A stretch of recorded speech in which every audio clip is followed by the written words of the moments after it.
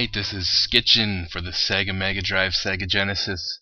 I just picked this one up boxed, and as you can see in here, it's complete with the book. This is a really awesome game that I didn't know about for the longest time, and well, I want to show you guys, so let's check it out, shall we?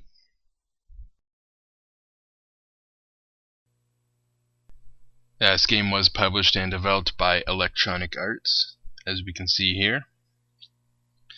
Little warning, telling you not to try the things in this game in real life. Wasn't a common thing to do back then, but we see it more now. Skitchin! This game was released in 1994, as we can see in the title screen here.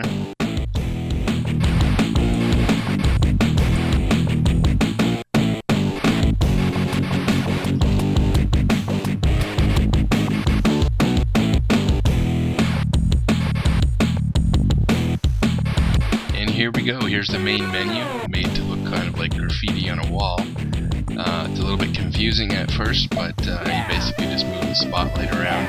You can change controls or game modes, and Sketchin is basically gets you going in the game.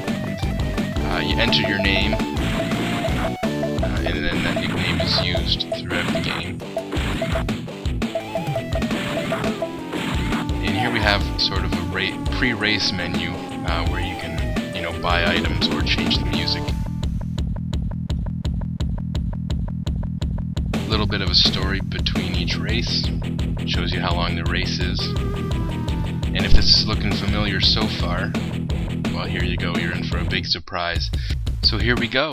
It looks just like Road Rash, doesn't it? Well, this game is basically Road Rash on inline skates. It actually uses the same engine as Road Rash. Looks very familiar. I think it's been upgraded. There's a lot of scaling in this game, and it looks really good for the most part. I was very surprised the first time I saw this game. Very similar to Road Rash, as you can battle your opponents. You can punch your opponents. You can eventually pick up weapons. It's a little harder to pick up weapons, but you can pick them right off the road. You can also do stunts in this game. So there's ramps you can hit, and you can do 360s, and you can do flips, and there's all these different stunts you can do. I, for the most part, don't bother doing the tricks. I sort of concentrate more on the racing. I do the same thing in Road Rash, I don't usually spend time trying to hit opponents or, knock them out. I just look at it more as a racing game.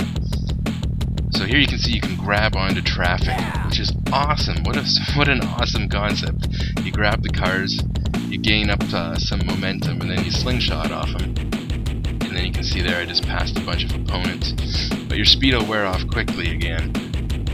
So you want to grab, as soon as you start slowing down, grab the next car you can.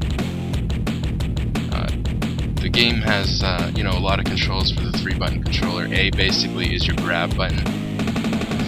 You use that to grab the cars as they go by. You have to hold the direction, so if the car's to your left, you hold left, and hold A and you grab it. And once you grab it, you're stuck to it. You can combat. If there's another guy on the same car, you can punch him off. But you can also use the grab button to grab weapons. There you can see I just did a stunt, and you get points for that. But most of the time I end up wiping out, and when you wipe out, you just waste a lot of time. You get passed by 4 or 5 guys. So like I said, I for the most part avoid doing the stunts and just concentrate on the racing. Just like Road Rash, you can see my name, MN12 Bird, and it shows my stamina. So basically when guys hit me, that goes down. And then, just like Road Rash, it shows sort of like the closest opponent. So right now it says Marcus. He's got to be this guy right here. And that's his life bar right below mine. So if I start punching him, no, I ran out of time. If I start punching him, his life bar will go down. And when it goes all the way down, he wipes out. So as you can see here, it pans out, and we go on to the next level. I managed to get first place. Not too bad at all. Tells you that we're going to Denver. Now once again, in between the levels you can shop. You need to upgrade your equipment. not only can you buy better equipment, but your equipment wears out. So, you know, as you're racing, your wheels, for example, might wear out. And if you don't pay any attention to that, you know, you'll be in the middle of a race and your skates will just give out on you. So you do have to keep an eye on your equipment. You can see it's green for meaning it's good, and it'll turn yellow and then red, and you can see all your equipment in that screen. So yes, you buy equipment in this game, getting money obviously by winning races. Once again, sort of like Road Rash, you can upgrade your bike. In this one, you just upgrade your equipment. So as you can see there, I tried to do a stunt. Depending on the stunt that you try and do, and like I said, there is probably about 8 different stunts you can do. You know, you have to have the right amount of speed so that you get the right amount of air. Like, if you're not going fast enough and you try and do a backflip, you're not going to get enough air to land it properly. So, how fast you're going, how much air you're going to get, you know, you can decide which move you want to do. But like I said, I don't really pay too much attention to that aspect of the game, because you just end up wiping out. I do anyways. I'm sure it'd be fun if you were really good at it. You could do all this, pull all the stunts off. Same with picking up weapons. I find it hard to pick up weapons. You pick them up as you drive over them, so they're basically just lying on the road. And you press A, which is the grab button, like I said, but you have to press down instead to pick up a weapon as you go over it. It's kind of hard to pick up weapons, and you know, if you end up just getting hit by a car or something, I don't think it's worth it. You can punch the guys out pretty easily, and like I said, I play it more like a racing game. I just try and pass the guys and go as fast as I can without hitting anything. You can also see a rear view mirror similar to Road Rash.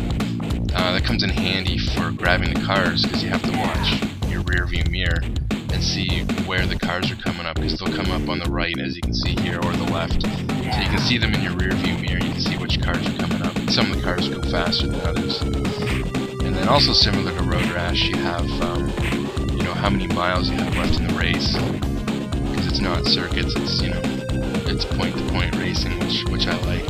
So just like Road Rash, it shows how many miles you have left in the race.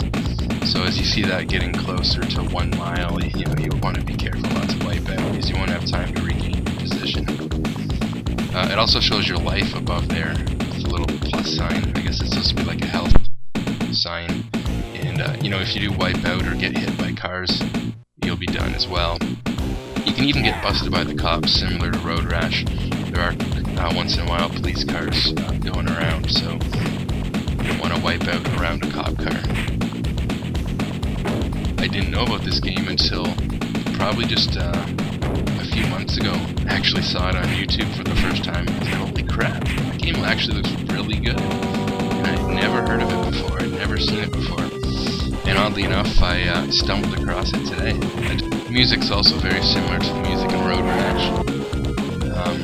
Maybe a little bit better in this game. I actually like the music in this game, but I've never played Road Rash 3. And this was 1994, so it's a lot newer than I have Road Rash 1. And the music in that one's okay, but it's probably a little bit better in this one.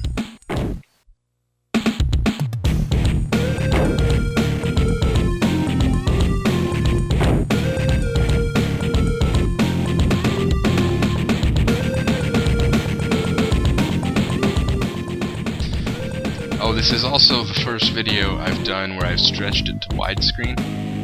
I wanted to see how that would look and give that a try, and give you guys the opportunity to let me know if you like it like this. Like I said, I'm still not emulating, this is on the real Genesis, but I've, you know, actually just stretched it out to 16:9 widescreen to fill the YouTube. In this game it's not so noticeable. I actually think it looks pretty good, so let me know what you think, if you want me to keep stretching them like this, or if you'd rather see them in the original 4x3 aspect and not stretch it. It works good on the Genesis games because they have the overscan, so you see a lot of junk on the sides, and if you don't stretch it or cut it off, it kind of looks stupid too, so I thought it looked alright in this game. Now here you can see I'm dead. My health's been down, I got hit by too many cars, and so it's game over for me. This game does use a password system, which is nice. So you know, you can always go back to a race where you left off with the password. But yeah, there you go. Pretty cool game, and maybe not as well known, so I thought I'd show that to you. See you later.